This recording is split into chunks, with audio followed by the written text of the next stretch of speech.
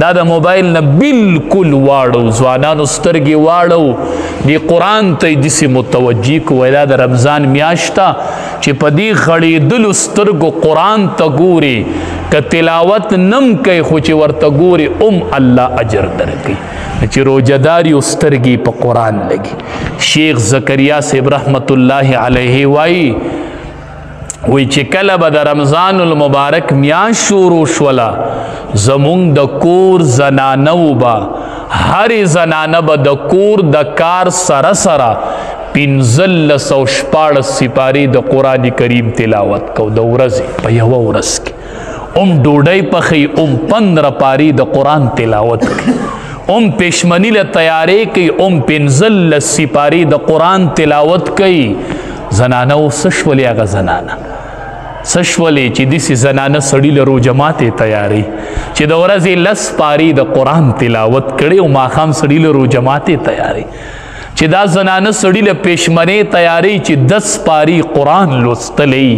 څه شو هغه کورونه څه شوې هغه زنانه موبایل ورک کړل هر څه د قرآن تلاوت یې ورک ځوانانو قرآن ته لاس کوي بالکل د موبایل او فیسبوکونه او یوټوبونه احتراز وکړي او قرآن ته لاس کوي دا د قرآن میاشت ده دا د قرآن میاشت ده نبی علیه السلام او جبریل امین به ده ورکو د قرآن د قرآن حافظانو یو بل سره د قرآن ده ورکوئ د قرآن ده ورکوئ قرآن په مخه یو بل ته اوروئ وایي دا د ده ور میاشت ده او جبریل امین به د نبی علیه السلام سره ډېر میلاوېدو چې ډېر به ورسره میلاوېده نو د نبی علیه السلام به ورسره سخاوت هم ډېر سیوا کېده حدیث مبارک کې راځي وی نبی علیه السلام به په روژه کې دومره سخي شو دومره لکه دا تیزه هوا تیزه هوا څنګه زر خورېږي څومره خلقو ته نپه ورکوي داسې به نبی علیه السلام دا نپه خوره کړله د مال او د علم په دواړو کې به یې داسې سخاوت وکړو د روژې میاشت د سخاوت میاشت ده دا د قرآن میاشت ده دا د غریبانانو د تپوس میاشت ده دې کې سخاوت سیوا کوي دې کې د قرآن تلاوت سیوا کوي دې کې به قرآن لولو ځوانانو ښکلې ټوپۍ په سر کې او قرآنونو ته لاس کوي چې مونځ کېږي کښېنئ قرآن ته که ډېر نشئ کولی نو یوه عشره کې خو یو ختم وکئ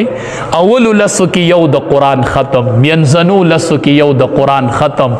اخیره عشره کې یو د قرآن ختم نو چې د اختر په ورځ الله بدلی ورکوي یوم الجائزه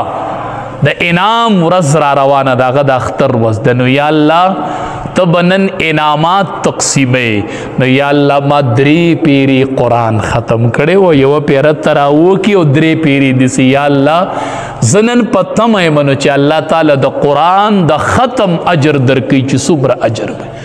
نو مونږ وایو